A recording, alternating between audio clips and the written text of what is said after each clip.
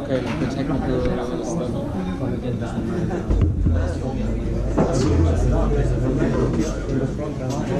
You're like how it functions, functionality, you know? Right. And what would be your research and focus of your PhD? Makes sense.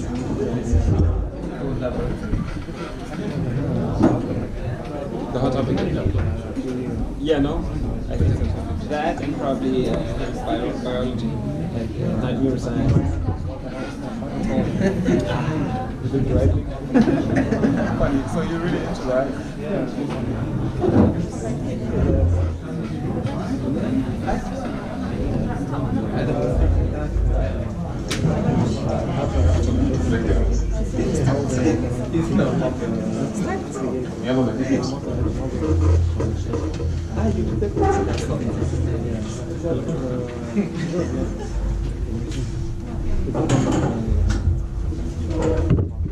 And I don't get it. What was the question? Like how this is created, how the brain conditions. You guys ready? You guys ready? Yes. Great. Like, good evening everyone, and thanks for coming. I know most of you have just arrived from their work and their universities, so يعطيكم ألف عافية. So glad you made it, and I really hope you learn from and enjoy tonight's workshop. We have so many familiar faces here. For those who don't know me, my name is Ubaida Ajendi. I have graduated 2 years ago from Beirut Arab University, and now I'm a graduate student and research assistant at American University of Beirut. My major is machine learning, and my research topic is about natural language processing, specifically sentiment analysis. Now, if you don't know what that is, it's fine. I'll make sure to mention it during the presentation. Tonight I'll be introducing natural language processing, NLP. So I'm going to be using NLP a lot, which stands for natural language processing, with some hands-on experiences. So it's really recommended that you know Python and the basics of machine learning. If you don't, well, during the break sessions or coding sessions, you can ask me or any of Beirut AI members any question you want. I just want to emphasize that this is just the first workshop of a series of NLP workshops. So more advanced workshops are yet to come. Before I start, I just want to give the stage for Ala Marouf, who's going to tell us more about Beirut AI, what is it and what we do. Ala, the stage is yours. Okay, hello everyone. So quick introduction about Beirut AI. We are a local community, part of the global community called City.AI. So there are several communities all over the cities. And our goal is to accelerate the adoption of AI in companies and among individuals, what we call like applied AI, so not just theories and heavy mathematical equations.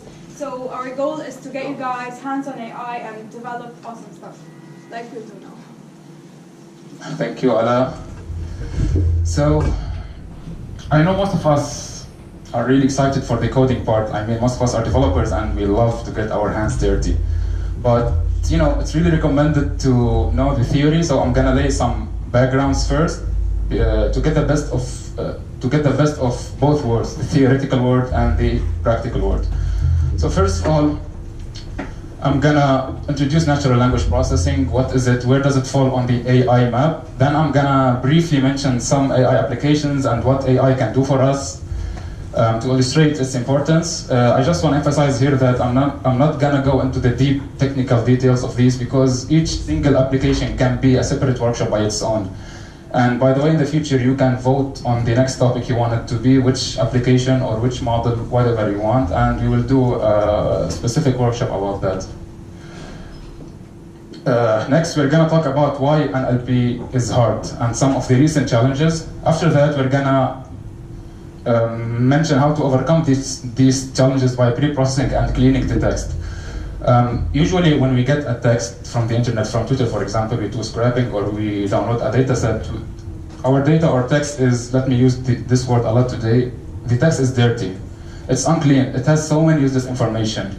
We have like repeated characters, we have emojis, we have hashtags, and username mentions, as you're gonna see later. So we need to clean our text first because we have a concept in machine learning, garbage in, garbage out. You need to feed the machine learning or deep learning model clean data in order to get better results. This is where we're gonna clean our data and do pre-processing. Finally, we're gonna extract some feature from the text and feed them to a machine learning model to learn and train, and we're gonna do predictions at the end. I just wanna mention that today's task, the hands-on task, is that we are gonna predict tags for Stack Overflow question. As you know, in any Stack Overflow question, we have a title of the question or the question itself, and we have the body. And at the end, we have some tags, like if this question is related to Python, machine learning, Android, Spark, and so on and so forth. So our main task is, given this question, we feed this question to a model, and it will try to predict its tags, which are just single words. This is what are we gonna try to achieve at the end. But again, at first, we need to lay some background. I just want to mention that starting here, we will be jumping between the code and the slide. So bear with me. First of all, what is natural language processing? In order to understand natural language processing or to give some definitions, we need to understand what do we mean by language and what do we mean by natural. First of all, a language is nothing but a set of symbols and rules that enable us to communicate. By symbols, I mean like letters or words, and by rules, like the grammatical rules that create a coherent sentence. And now what do we mean by natural?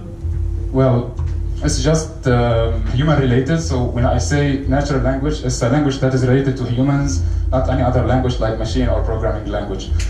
So in brief, natural language processing is the field that is concerned about studying the interactions between computers and the human natural languages. It's not a dependent science. In fact, it's interdisciplinary. So it's a combination of computer science, math, linguistics, psychology, and so on and so forth. That's why if we want to locate it on the AI map, as we know, the AI is the biggest umbrella. Inside it, we have one specific approach called machine learning, which is learning from historical data. It will try to figure out pattern, how to map from input X to output Y. Inside machine learning, we have another one subset or approach, which is called deep learning, which uses deep neural networks. If we want to locate an NLP on this map, well, it's of course, since we have psychology and linguistics, it's outside, but at the same time, it still have some intersection with machine learning and deep learning.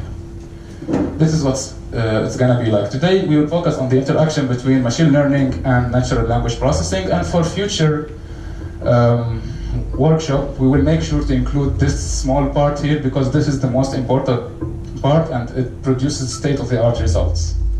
For now, since it's introductory, let's keep it as simple as possible.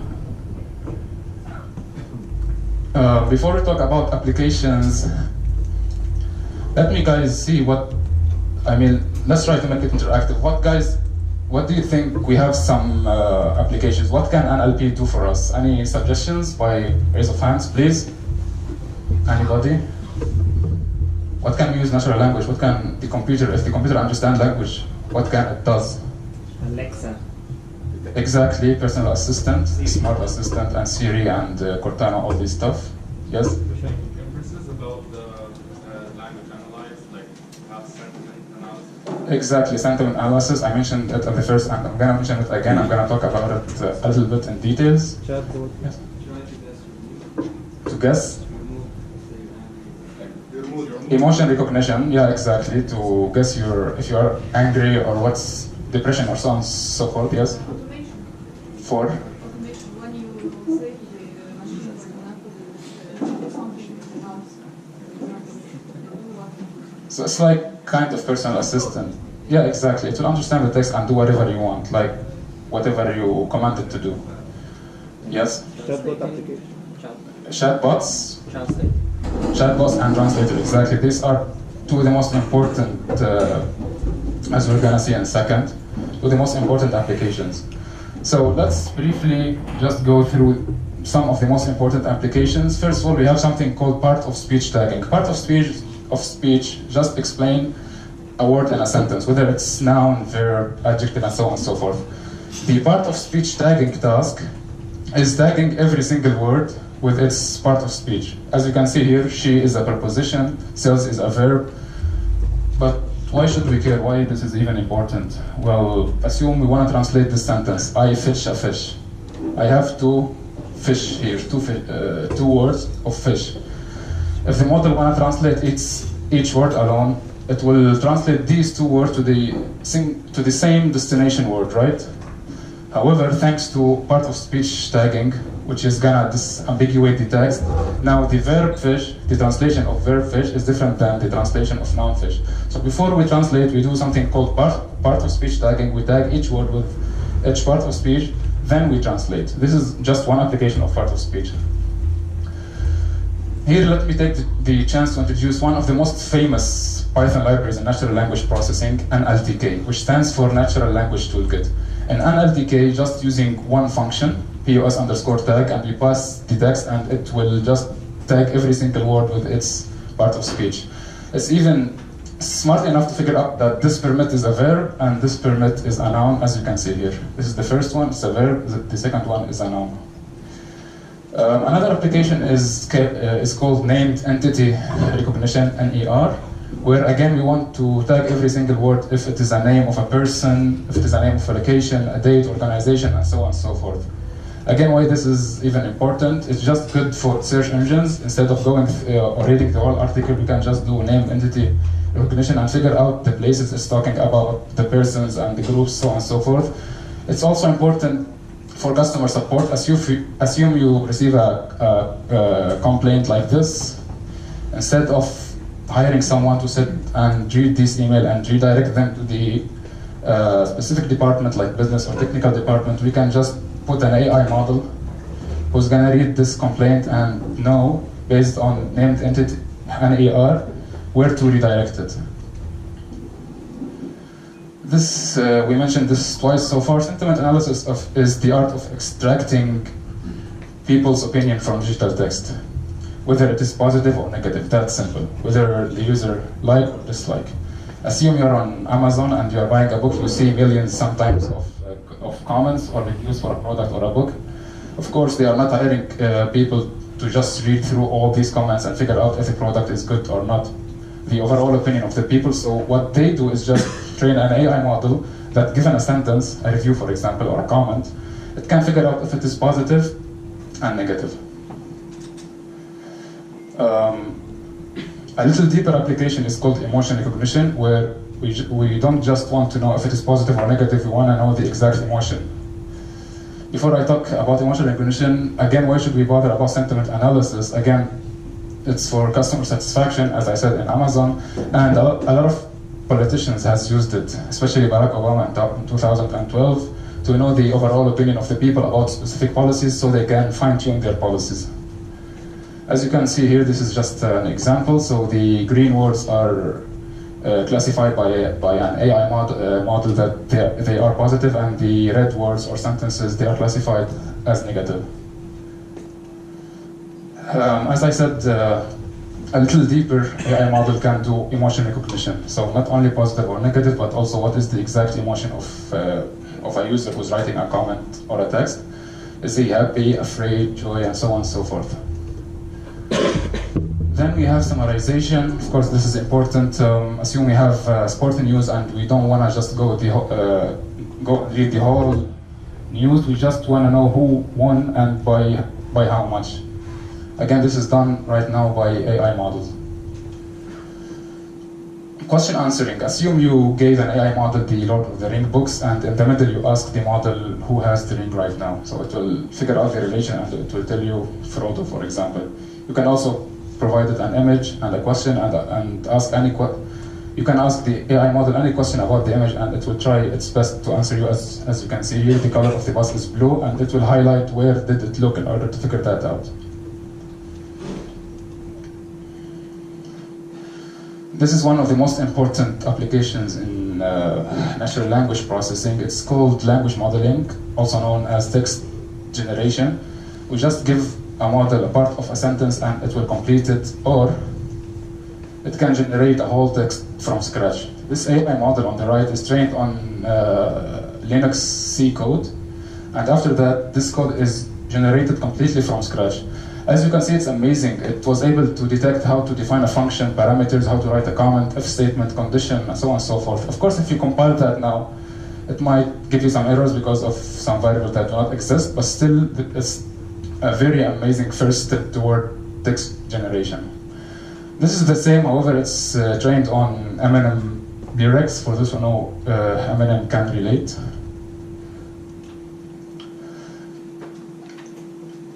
Translation. We want to translate from natural language to other natural language.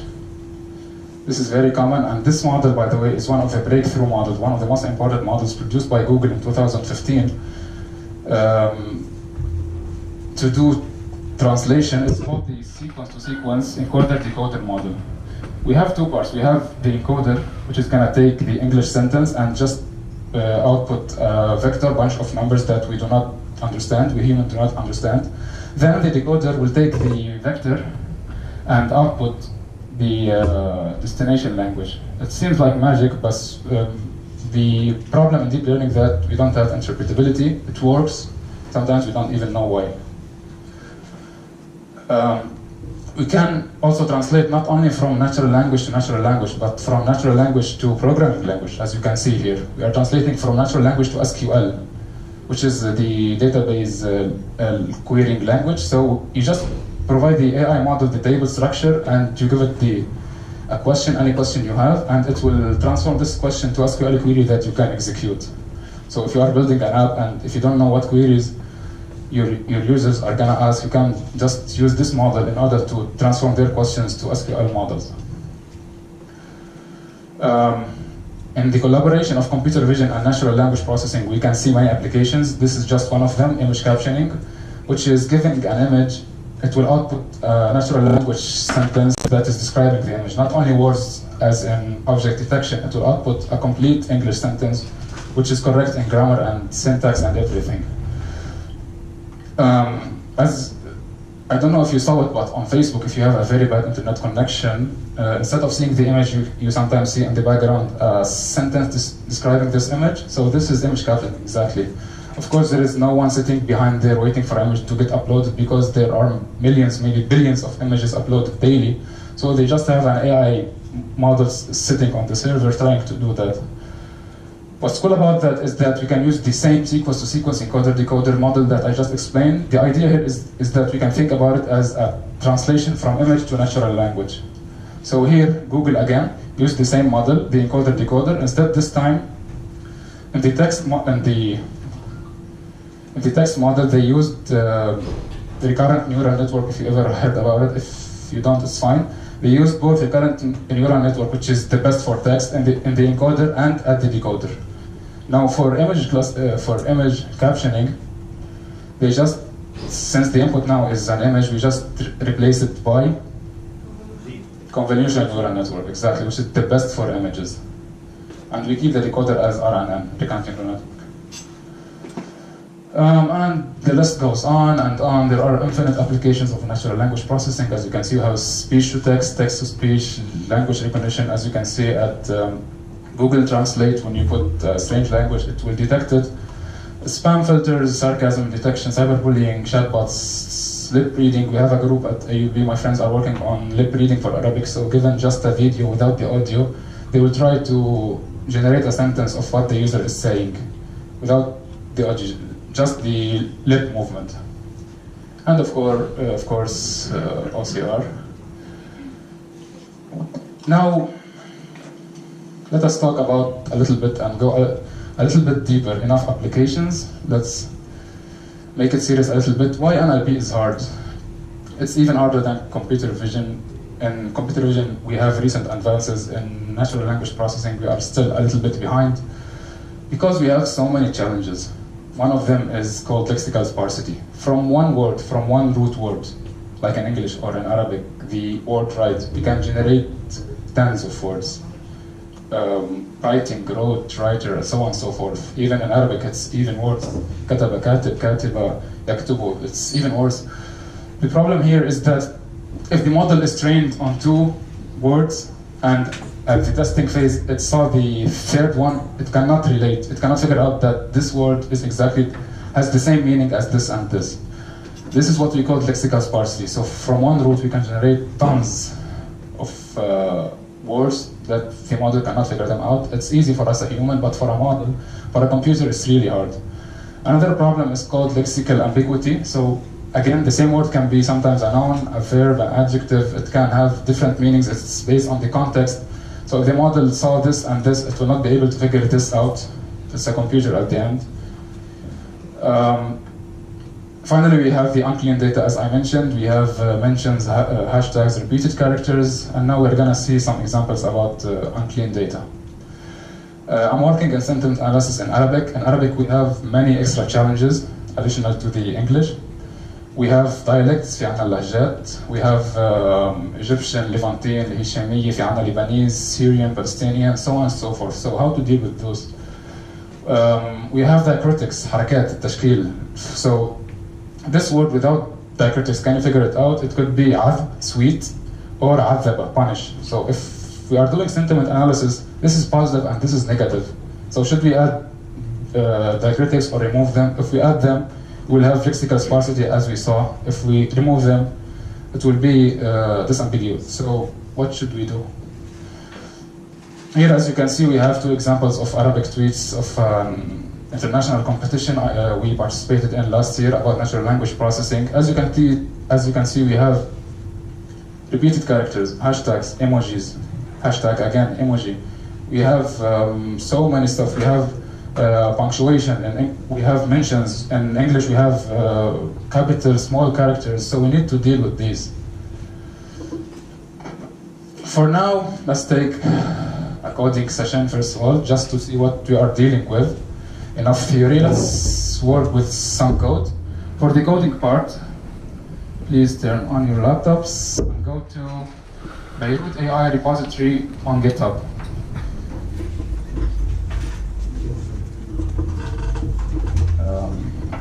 If you type it on Google, like GitHub, just type on Google GitHub City.AI, and it's the second one. github.com/City.AI. Then go to the first repository, intro to NLP.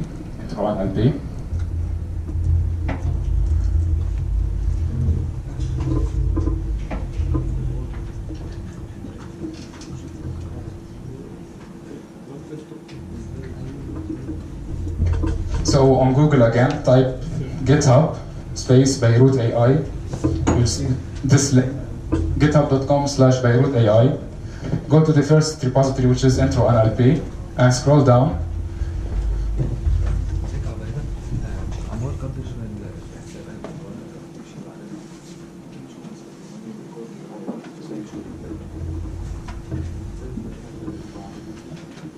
So once you are inside the repository, just scroll down until you see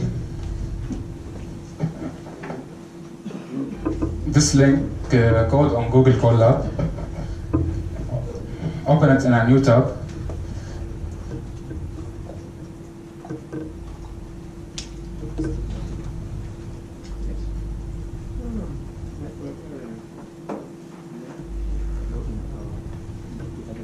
You have an error. What error?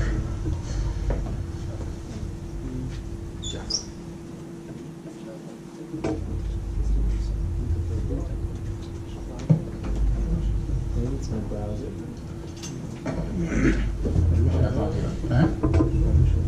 We don't have access to Google Drive. Okay, let me check. Shall I start? Okay, let me check this. 1 second.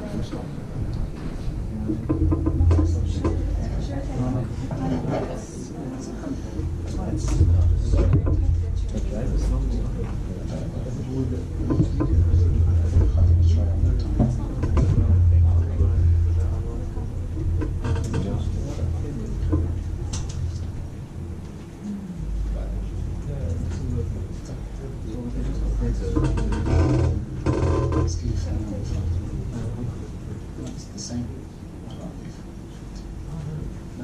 not the same.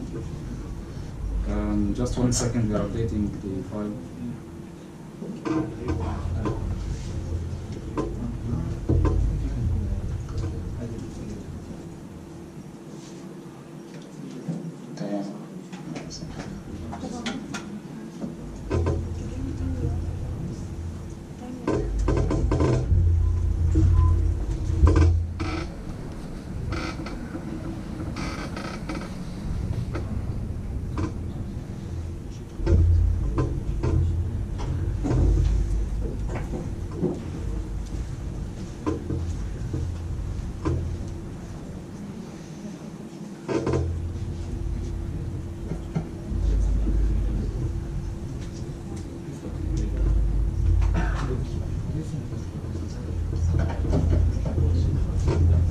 Okay, guys, can you please refresh the GitHub repository and click on the new link? I just updated the link.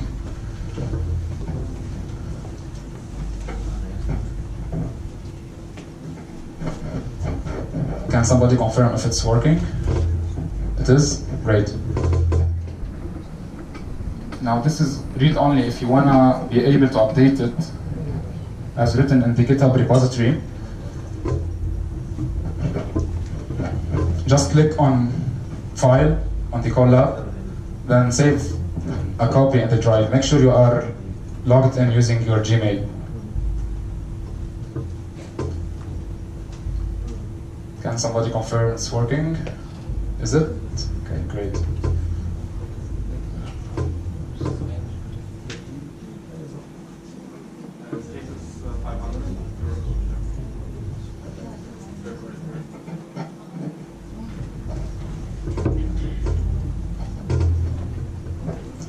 Can you please raise your hand if everything is working fine with you?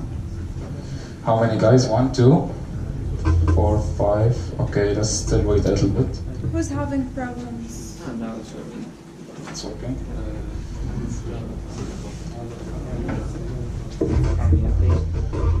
What do you see? Is it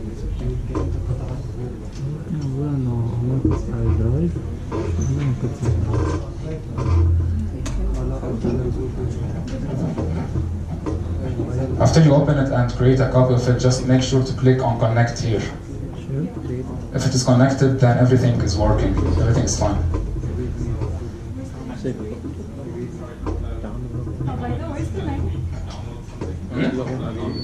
No, just open it on your web browser, that's it. You don't need to download anything. No, that's possible.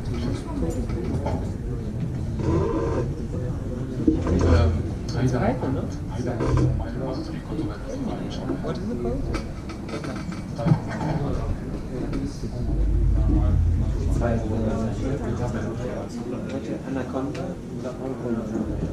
Same. Yeah.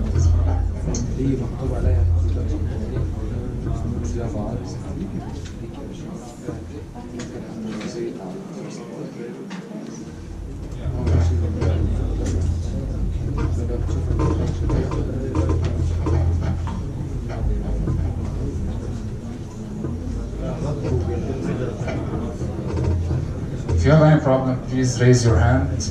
I can come or any of the AI members. So it's working with everybody. If you click connect and you see this tick, please raise your hand. So, okay, let's wait a little bit more.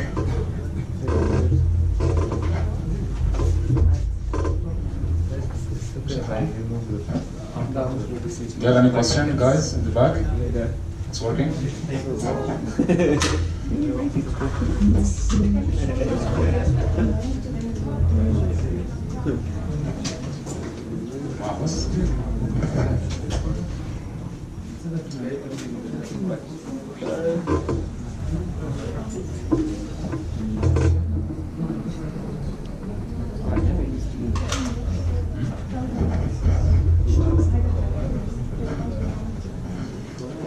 For the ones who are having problems accessing the GitHub repository, this is the link.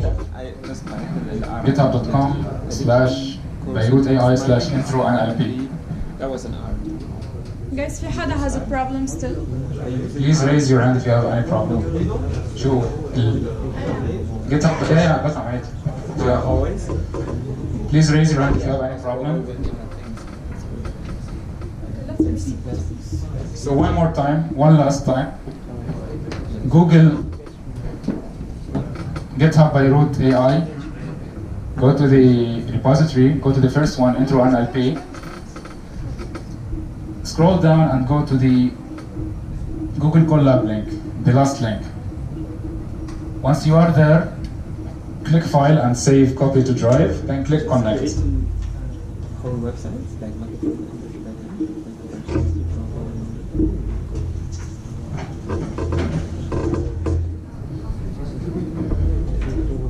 friends. Ah, we're friends. Ah, nice. That's your own project. Ah, okay. But that's nice. Because you like it?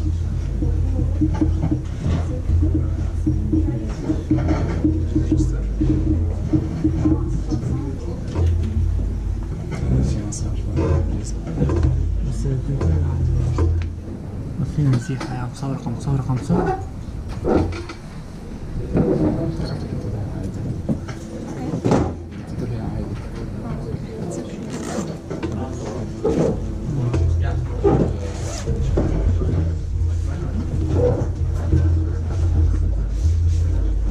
Hands up if it's working, please.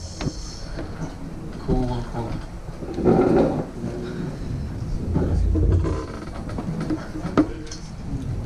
Okay, I guess I'm gonna move on and start with the coding, but before I do that, let me explain what that is. Google just released last year, I guess, something called Google Colab. It's an online IDE where you can just write your code without the need of installing anything, and all the code will be executed on Google servers. Before that, you had to download all the single libraries and IDEs on your local desktop, and that came to clear conflicts with problems. Now we don't need to install anything. Everything is running on Google servers using this, and this is called Google Colabs. So you can just type your Python code, and all the important libraries are there, even Git and GitHub. Okay, so one more time, the task we are gonna try to achieve today is giving a Stack Overflow question. We try to predict the tags. Like a question is just a natural sentence, as you can see here, how to remove symbols from a string with Python. So as you can see, the tags are obvious. We are trying to remove. So first of all, we have Python, we have regular expressions maybe because we are removing something from strings and so on and so forth.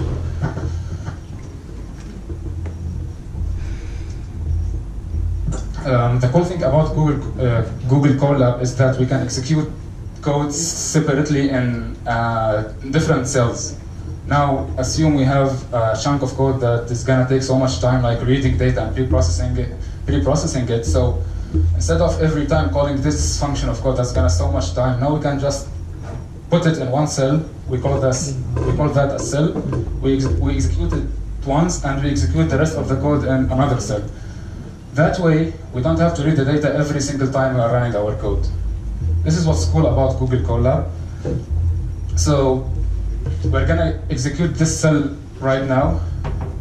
By the way, everybody here knows Python? Not too well, no. It's fine, you're gonna code, but not from scratch. If you don't, it's fine, just understand on the concepts and theory. I'm gonna code it in front of you anyway. First of all, in Python, we need to import some important libraries in order to be able to use them and their functions. We have, as I said, NLTK, Natural Language Toolkit. We have scikit-learn, which has so many machine learning models embedded in it. So we're going to use machine learning models today. For future workshops, we're going to use deep learning and neural networks. We have pandas, which is good for reading data from disk and manipulating data. And we have NumPy, which is a scientific, numeric Python. It's a scientific way to deal with numbers like in MATLAB. So we have matrices and so on and so forth, and it's really fast. So first, let's run this cell by importing the libraries. Just place your mouse to the left of the cell, and whenever you see this arrow, click it and it will execute.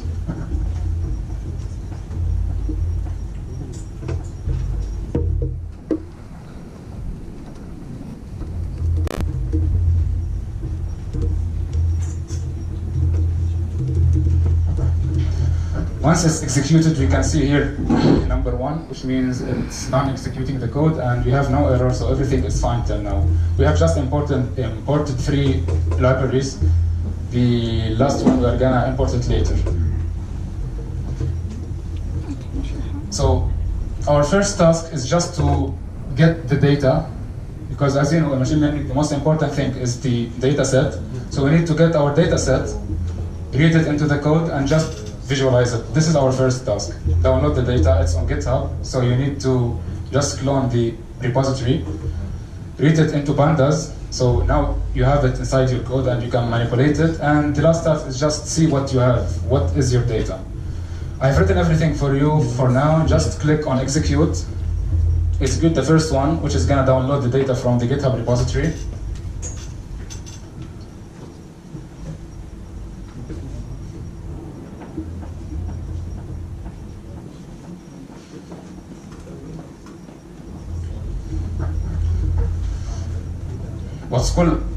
What's even cooler about Colab is that we can execute Linux commands by just preceding them with exclamation mark. As you know, Git is a Linux command, not a Python command. So we can execute any Linux command like Git or ls to see the files by just preceding them with exclamation mark. So we just cloned we just downloaded this repository, and now we are seeing what do we have inside intro NLP/data/stack overflow tagging. We have 2 files, which are the most important files for us. Our training data and our testing or validation data. As you know, in machine learning, once we train, we need to validate to overcome overfitting. If you don't know what that is, it's fine. After we have the data, click execute the next 2 cells. They are just gonna read the data set inside our Python code.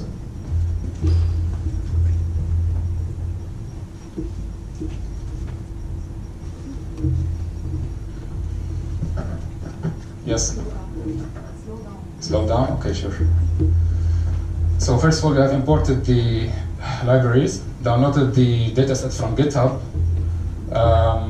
These 2 cells will just read the data inside our code so we can manipulate them. It will put the data inside a variable, like programming variable, so we can manipulate them. What's important is this function, I've defined it here, it's gonna use pandas.read_CSV. The files we have are CSV, so we're just gonna pass the file name, and we're gonna return the data. Don't care for now about these 2 lines, just return the data. And now we have a training data and a testing data. Any questions so far, please? Any question at all? The data is like a table The data is like a table now? now, exactly. The training table. These are like tables now, the train and the test? Yes, exactly. If you want to see each table, what does it contain, just call the head function. So train.head, and it will print this table. Like the data, tags, yeah. So this is how our data looks like. We just have a title, and for each title, we have a list of tags, like how to draw something in R. R is a programming language, so the tag is R. How to select or record in MySQL, so the tags are PHP and MySQL. As you can see, it's not only one tag, we can have multiple tags. Yes? We are training the data, we are getting the tags, or the program is creating the tags? In machine learning, as you know, first of all, we need to train a model, so we give it the input and the output. And it will try to find the correlation between the input and the output. So, We are getting the yeah, we are giving the titles and the answers, first of all. This is called training. Once we train, we just give it the text, which is called validation or testing, and we see how the model is doing. Is it predicting everything well or not? So we are giving it real or ready input output. This input is for this output. Exactly. It's, the training. Exactly. And then we are giving some data to test. Exactly, without labels, without tags. Program does the work. Exactly. So whenever I say features or input data, I mean title. Whenever I say labels, I mean the final output, which is tags.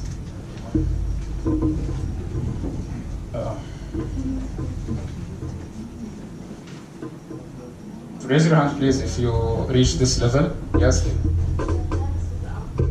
Tags are the output, yes, are the labels. So one more time, please. I'm sorry, but raise your hand if you have reached this level right here. I want to see if we can continue. If you have any question, please ask. Ask me or any of, but yes. For simplicity, we are not doing any validation, just training and testing. Or you can call it training and validation. There is no testing. And testing, because of testing, we don't have the output actually. And testing. Any more questions? Can we continue?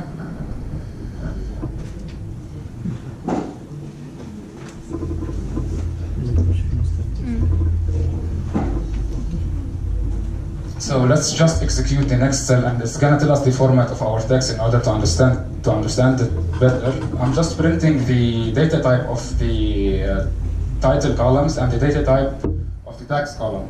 As you can see, titles are strings, as you can see, and tags are list of strings. So they are not only strings; they are list of strings because we have multiple outputs. What is ilog? What is ilog? ilog is like in programming, you want to access a specific index. Okay. So for pandas, it's a specific pandas thing. So if I want to access the first row, I called ilog 0. Okay. Okay, yeah, it's like locate. Yeah.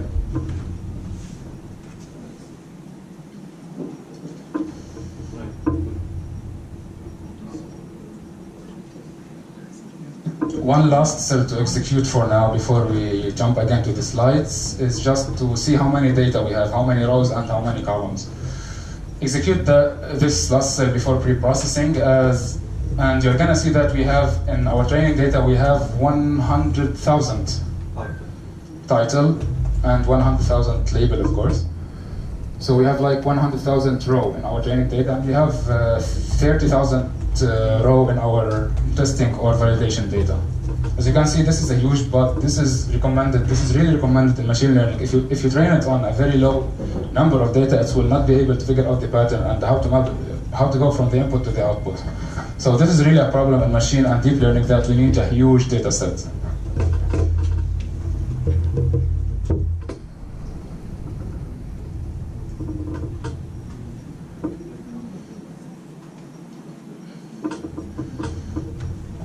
Okay, before we jump to the slide, just execute this last one to see some examples of the titles we have.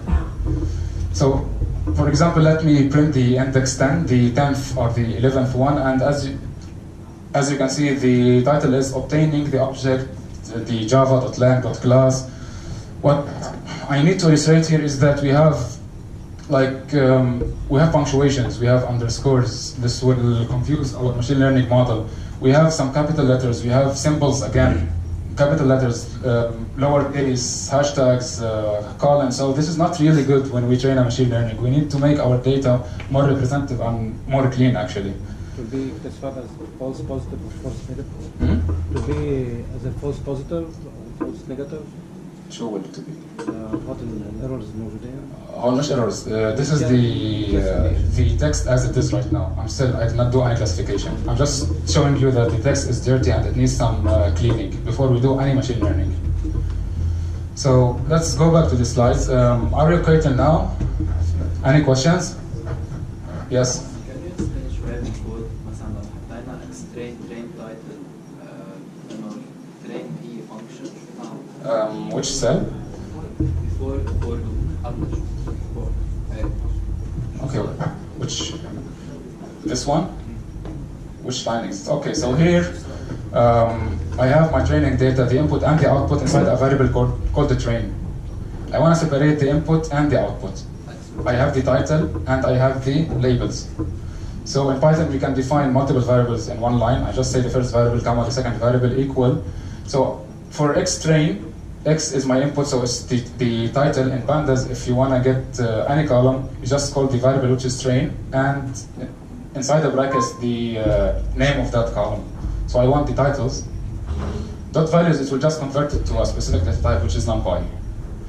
The same thing for Y, but this time I just want to get the labels, and the column name for that is tags. Same thing for my testing data. I want to separate the input and the output. Yes?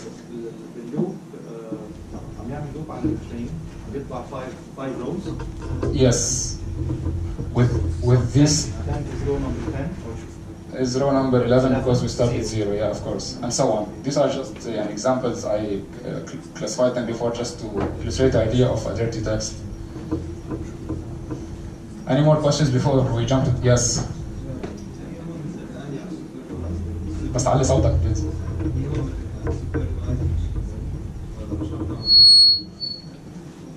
I'm sorry, I did not hear anything.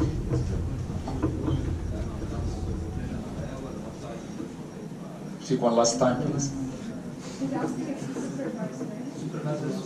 Supervised or not supervised? It's still most on our part, but of course it's supervised because we have input and corresponding output tables. Once you have outputs,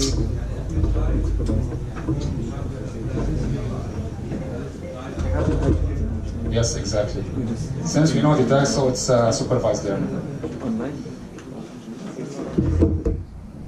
Yes. Oh, like offline code? Exactly.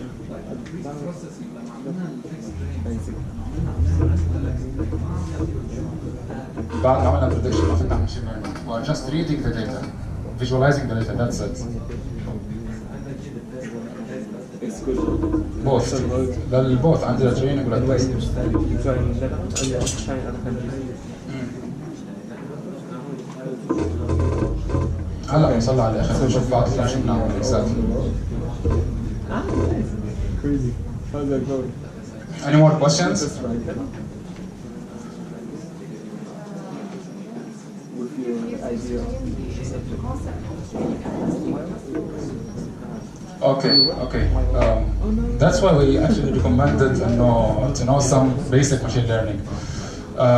So in machine learning, before machine learning, the traditional programming. In traditional programming, we give the computer the rules, which is our code, like if, else, and so on, and we give it the input. And it will apply the rules on the input to figure out the output. Now, in some problems, it's really hard to get these rules. So let's say we want to classify if we have one picture, if it is an apple or orange. What are the rules that you are going to use? The pixels number, the majority of pixels number, some texture, and so on. Okay, I can give you a grayscale image. You need to figure out a new rules. Machine learning came and said, okay, so why don't I just give a machine learning model, the input and the corresponding output, an image of an apple and the text saying that this is an apple, and just give it to a model to train, to learn what is it to be an apple, and figure out these rules for me. Instead of me figuring out the rules and typing them in my code, I just give it the input and the output, and it will give me the rules. This is called training. This is the first phase. Now, the second phase is that I want to make sure that my model is doing well. In other words, it's generalizing, it's applying these set of rules on any data, not only the data it has seen before, the data that I give the model. So in order to do that, we do something called validation or testing. We give it an images that it has never seen before, and we see how well it's doing. We check something called the accuracy or error. We're not gonna do accuracy here, it's just an introductory, but we are gonna do training and prediction as you are gonna see at the last of this code here. So again, one more time, till here we are just downloading and visualizing our data. We did not do any training yet. We still need actually to do pre-processing, then the training. So it's still too early for the training. Enough for the training testing? Yes. Anybody, any question? Can we continue?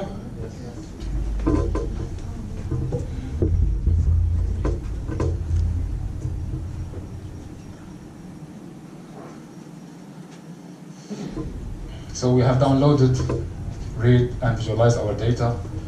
The next step is, as we saw, our data is not ready for training, and we really need to pre-process it. In other words, we need to clean our data. We have many steps in cleaning our data, and it's really task dependent, so we cannot apply, there is no such thing as rule of thumb that we can apply everywhere. It depends on your task. Three of the main important pre-processing steps are noise removal. Noise, something like mentions, we don't care about names, HTML tags, as we're gonna see in just a second.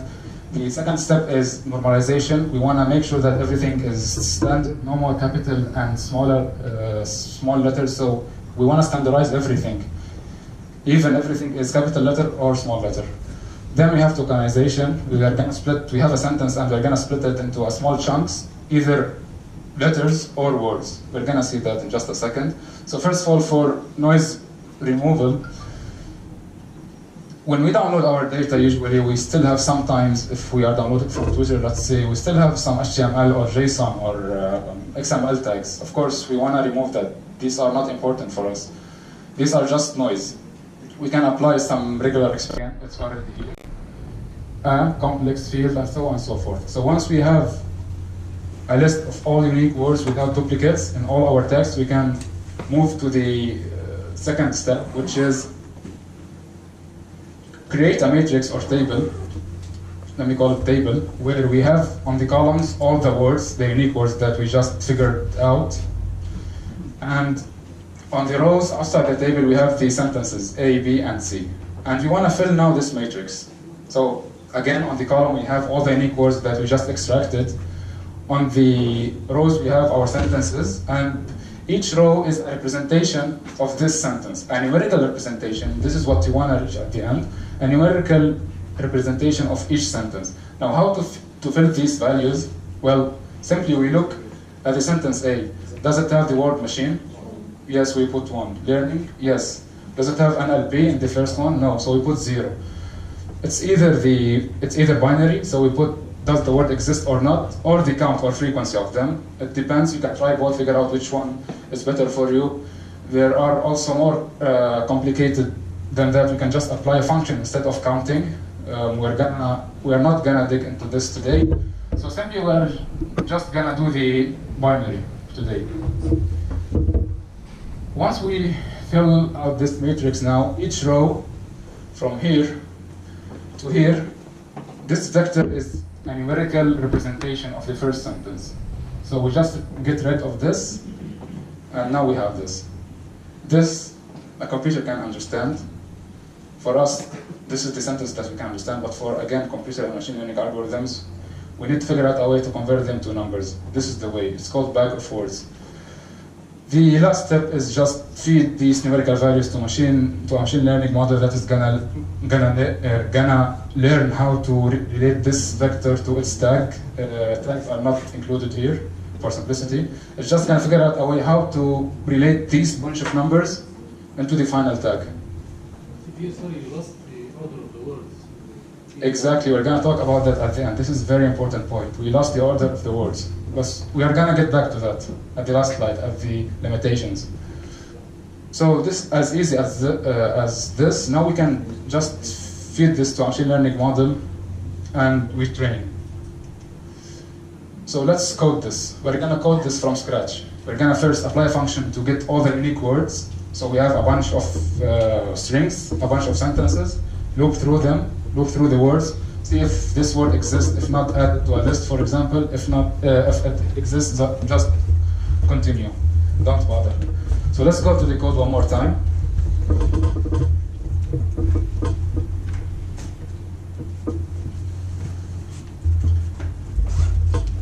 Again, I have the explanation here of what we are doing. Let me show you another example. So I have these two sentences, for example. I like the movie and the movie was great. I get a list of all the unique words, so I liked the movie, where I liked the movie, then I don't include these again since I already have them, then was and great. So this is the list of all unique words. I put them at the column, and for the first sentence I will have, for I will have 1. For liked, I will have 1 since it's already there. So it's 1, 1, 1, 1, and since I have 2 more words, they will be 0, 0. This is 1, 1, 1, 1, 0, 0. For the second one, we don't have I in the second sentence, we don't have liked in the second sentence, so we have 0, 0, and 1, 1 for the rest. Let's apply this. We have a function first of all called get vocabulary. Read this documentation, please. So given several sentences, this is just a list of sentences, a list of string.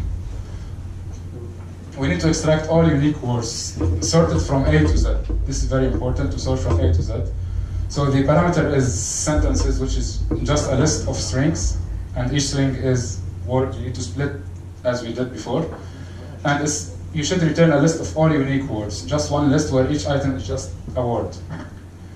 This is an example, again, the same example I explained. So you need to fill these 3 lines of code here. Let's give it 5 minutes. Try it with your own first, then we're gonna code it together. Any question meanwhile about back of words and feature extraction? Yeah.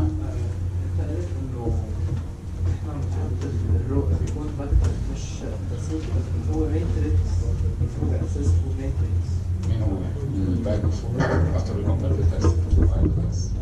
Okay, data set specifically. اوكي بس one sentence Exactly. شو ليش هذا مع الورds بس إذا الورد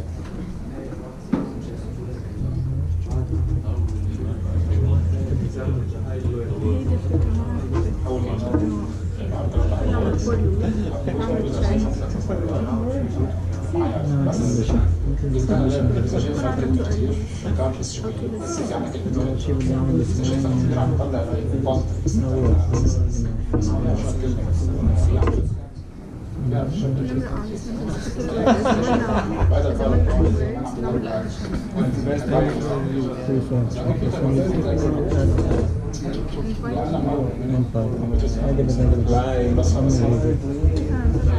seems like magic. Yeah, you can't like read all the like documentaries. Yes. Sentences is a list of strings, yeah. String, one string, many words, but in a string data type, مش list data type. So you need to call the function split.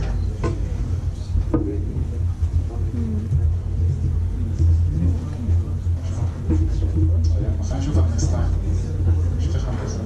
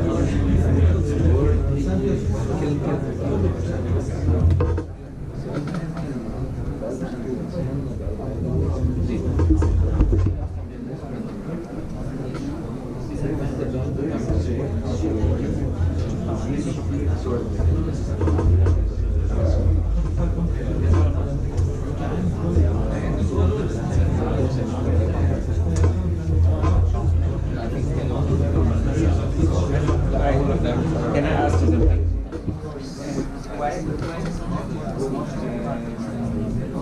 Here, extract words. Should there what? Okay, so yeah, they say sorry.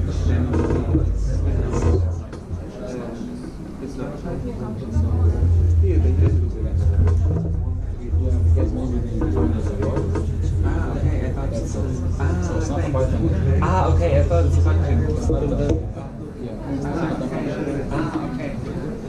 And like words from sentence? Yeah, I thought function like this. I tried to split sentence to split. To return as words. Okay.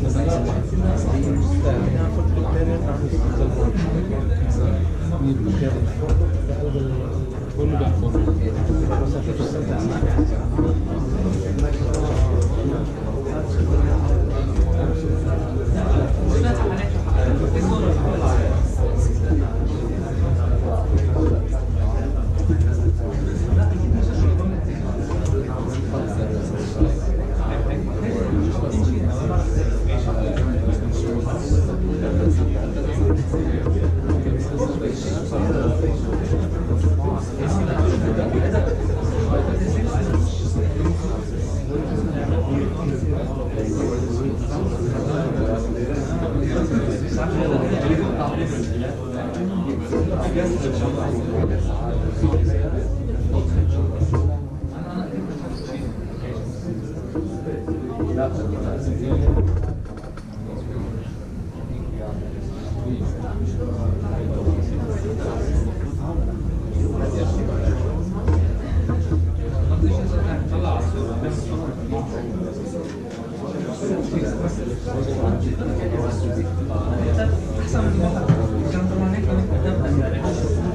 question before we start coding?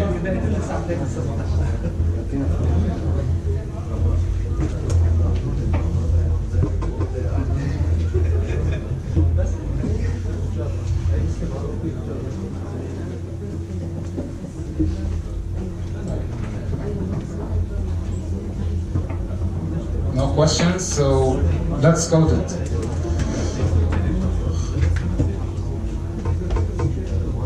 So we have a list of sentences, not just one sentence. So first of all, the first for loop will take each sentence. So let me say for S in sentences, and now each S will be a sentence.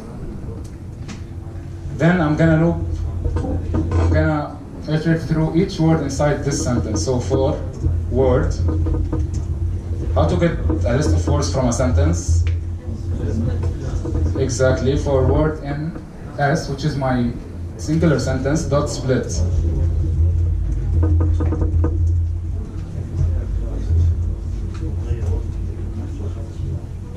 Now I just appended to the list I have above, which is words. This is an empty list. Words equal empty list. I just appended if it is not there already. So if word, not in, words, append, words dot append. Append my current word. That's all I have to do. Nested for loops and an if statement.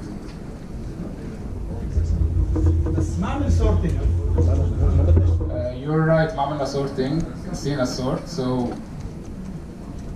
we just call the function sorted on words. Let's try if it's working. So I got basic tests are passed. Any question? One more time.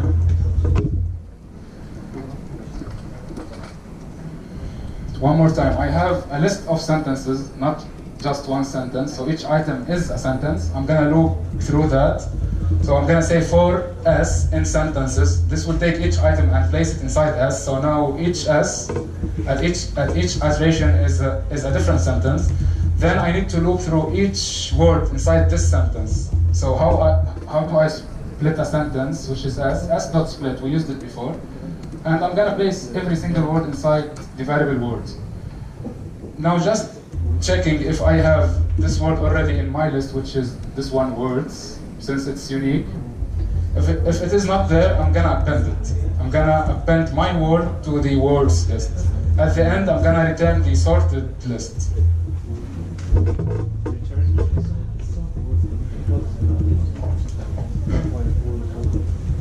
Who got basic tests are passed? Okay, couple. Great, 5, 6. You got it? Okay. Just to call it. It's just a name, it's not a... Exactly. From A to Z. Okay. Nice.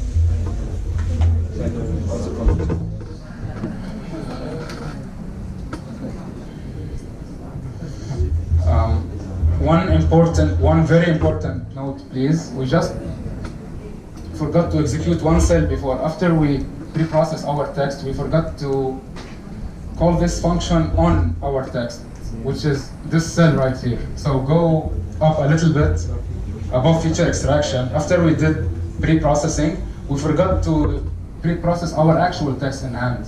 We just applied it on a dummy text. So we need to execute this cell in order to execute the pre-processing on our actual training and testing data. So please go up above the feature extraction and execute this cell before continuing.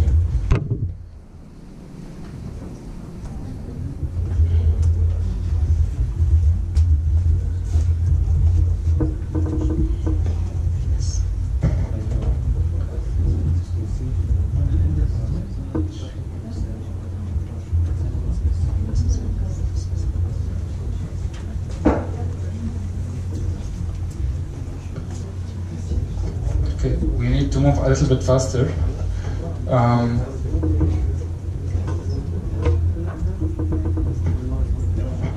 So we have implemented our get underscore vocabulary function, which is gonna return all the unique words of any input. We just need to apply this function on our actual data, which is x underscore train. So again, call the cell and it will apply the function you just wrote on our training data.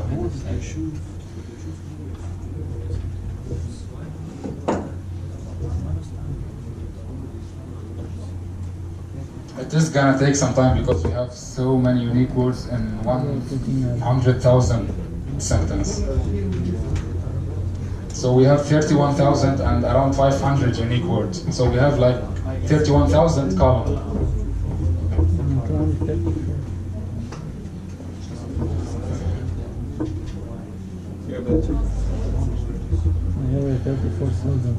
Any questions so far? Crazy.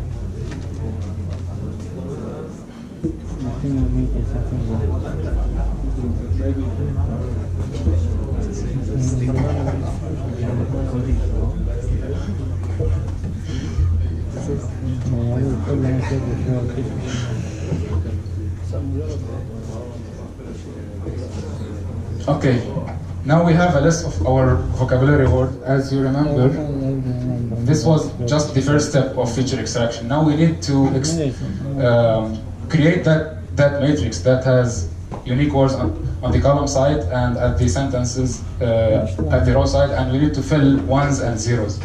You are gonna implement this inside this function bag of words. It's gonna pay attention to this, all the sentences that I have, that I just cleaned, and all the unique vocabulary. So I have sentences, which is a list of strings, and I have my unique vocabulary, a list of all unique words, and I just wanna output this matrix, which is rows, unique words, and at columns I have all the unique words, and at the rows I have all the sentences, and I just need to fill inside the matrix.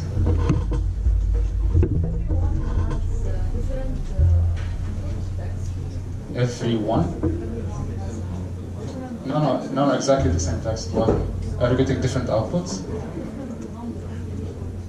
Yes, me too. I have a Okay. 34K.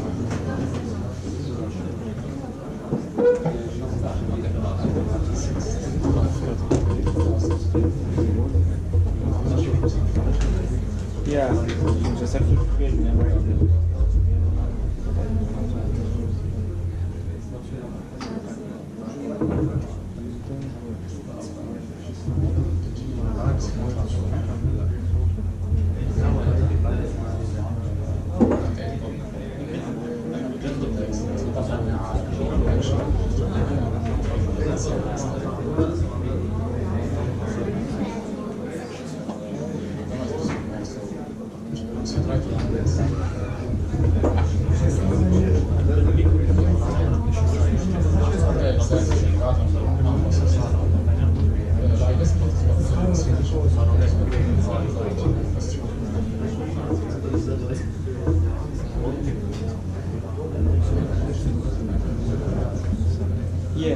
Yeah, exactly. Yes, we have to create and try to test.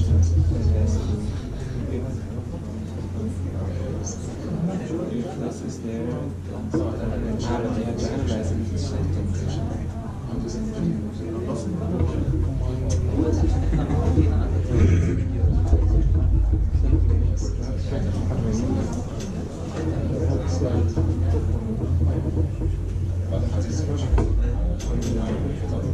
Yeah. Yeah.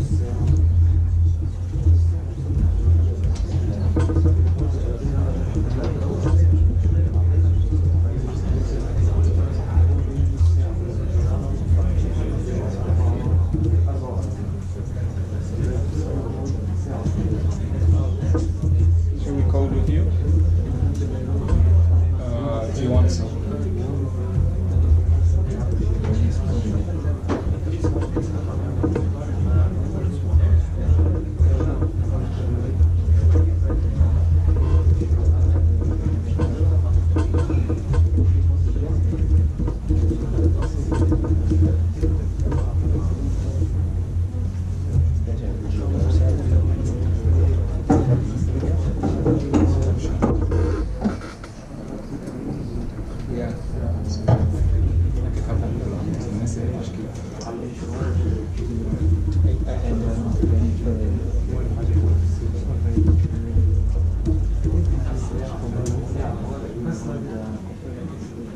Yeah.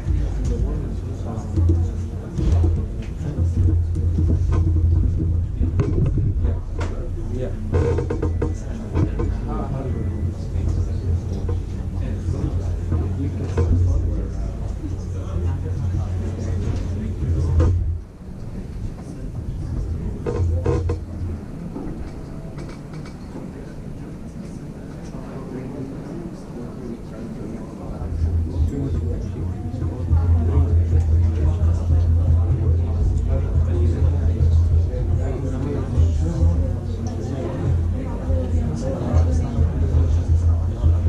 zeros with ones.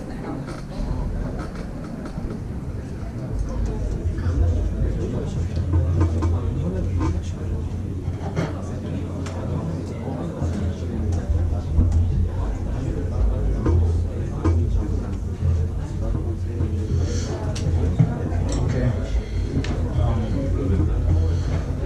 We are running out of time somehow, so let's just put the code and explain it.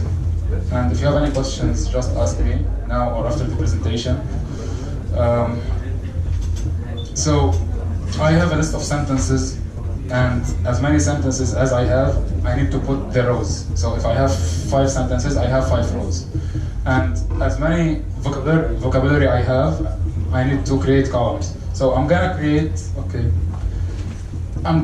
a matrix of zeros. A matrix of zeros for now, which has the length of sentences as rows and the length of vocabulary as columns, all filled with zeros.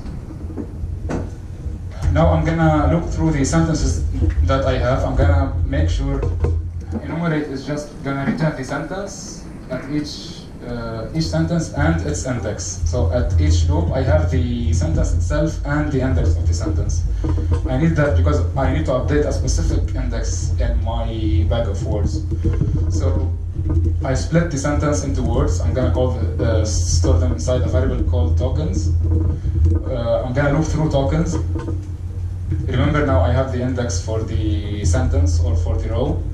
And if token is in vocabulary, if this word that I'm looking through right now is in my vocabulary, which is the list of unique words, this is just to ensure that I have this word. Otherwise, we will get some error. So the bag of words, I need to specify the row index and the column index right now. The row index is the index itself. Since I'm moving through the sentences, I have each sentence and its index. And remember, each sentence is a row. So the index for the row is the index variable, and the index for the column is the index of this token inside my vocabulary array. Anybody got it? Okay, so I have bag of words full matrix full of zeros. I need to update each single item in it. So I have an intersection between rows and columns. I need to get the index of each row and each column and fill that with either 0 or 1. So how to get the index of the sentence I'm now looping through? Well, I'm actually inside this enumerate sentences. This will return a sentence and its index. So now I have the index of the sentence itself.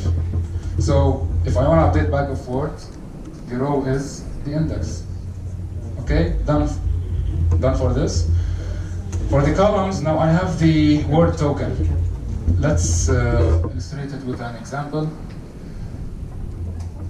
So I have this list of unique words.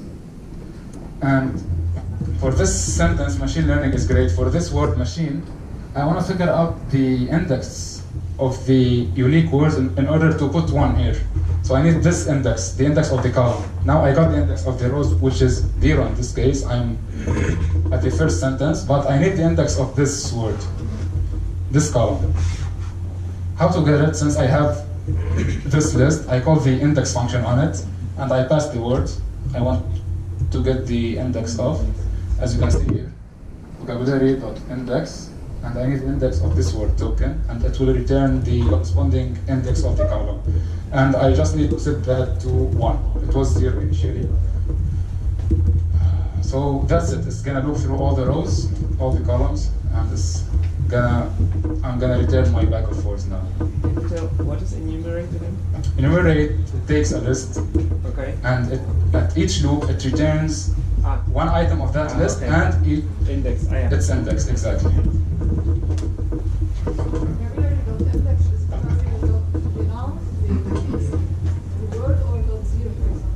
Here, the word vocabulary.index. The index here can be 0 from 0 to the length of vocabulary. The index of this specific word.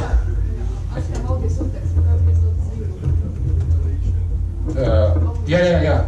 We can replace this with the actual index, which is like 0 or 1. Did I answer your question?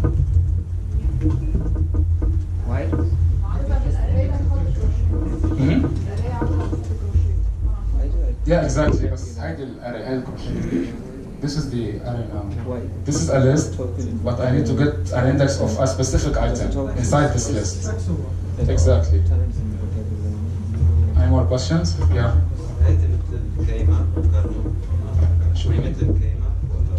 What do you mean by كلمة؟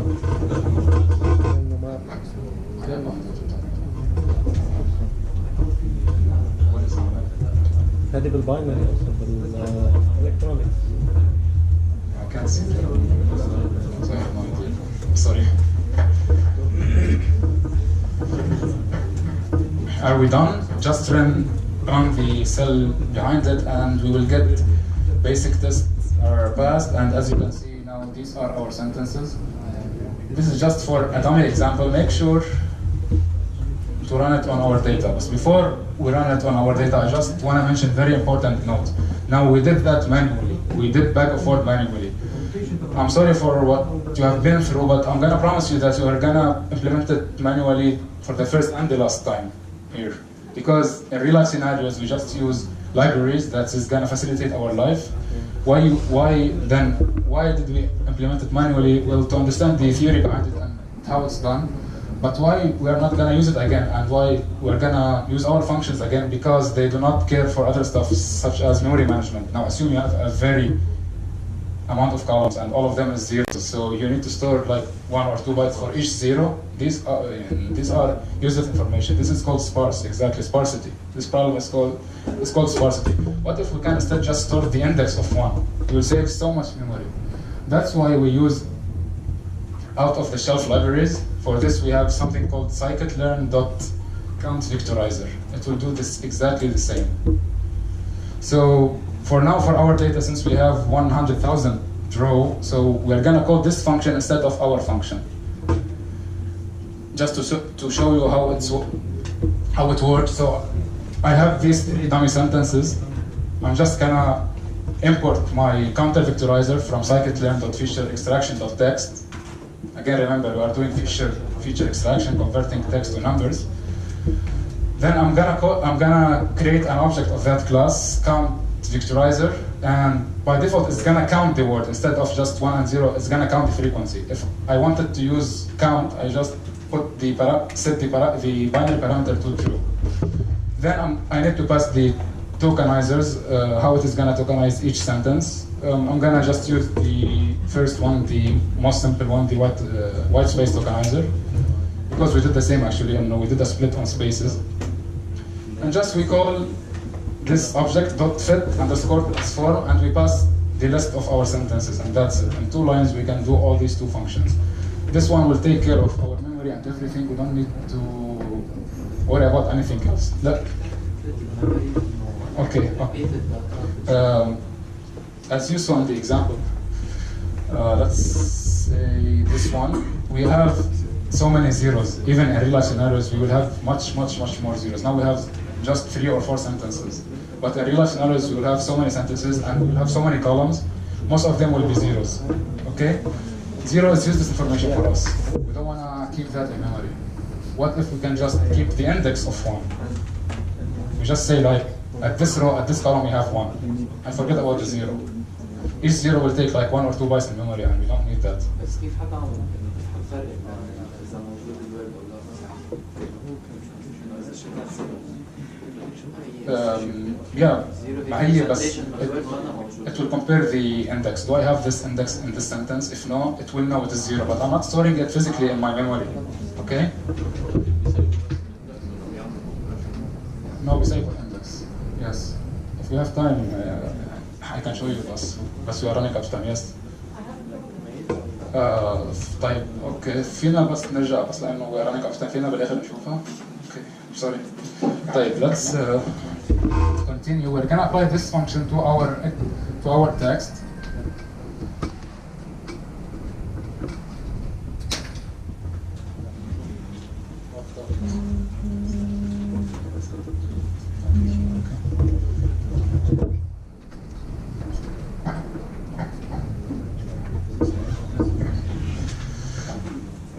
Just scroll down until the classification and run the cell before classification. This will apply count vectorizer as we saw, but this time to our text instead of the dummy text that we saw.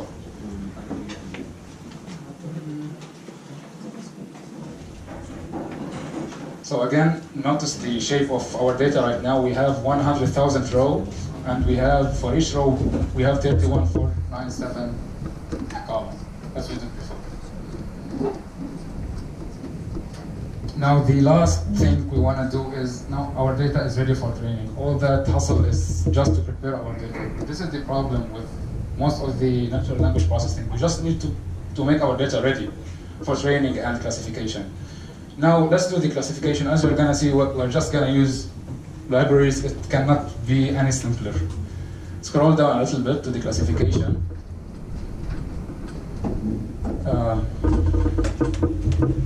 First of all, what I'm doing is just get a list of all the tags without repetition, because I'm gonna need them. I'm gonna create something called multi-label binarizer. So I'm gonna convert the tags now are in text format. Again, I need to convert that to just numbers. So if I have like 100 unique tag, it will replace all the tags with 100 vector, where all of them is zeros except for this specific tag will be 1. So now, instead of having a list of 4s, we'll have a list of 100 vector, since we have 100 tag here.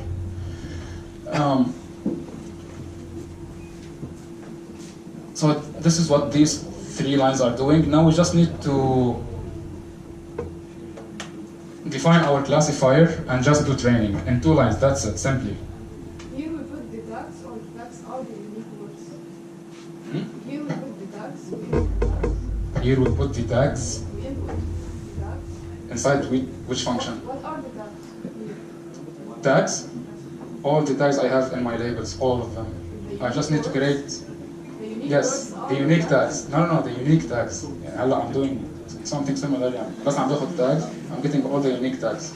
I put them inside one list because I'm gonna need them for this class here. Not exactly. No, we are not creating back and forths. Yeah, it's similar actually, but you're right. It's similar, but this is how this function works. So we need to give it a list of all the unique tags.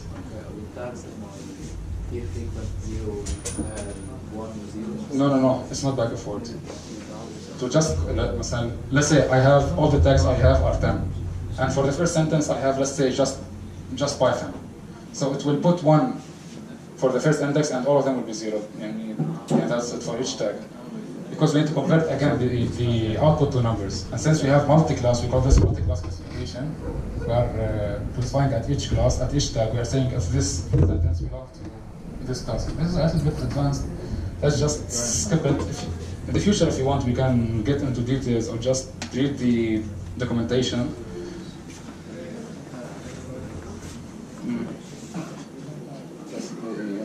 Okay.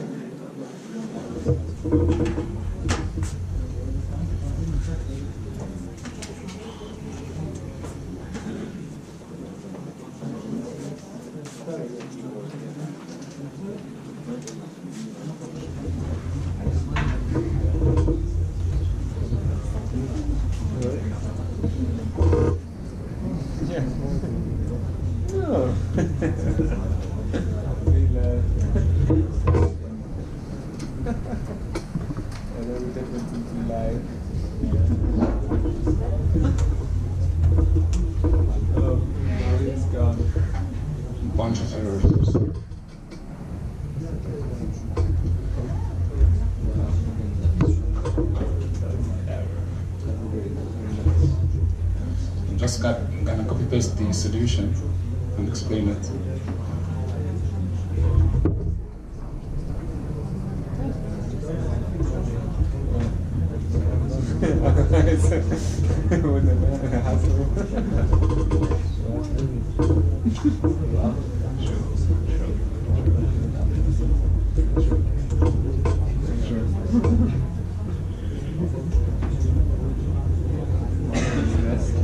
Okay, so the step before the last one, which is the training, is just since we have many label at the output, we have many class, many tag. It's called a multi-class classification. For that, we need to create something in coding, but not in theory.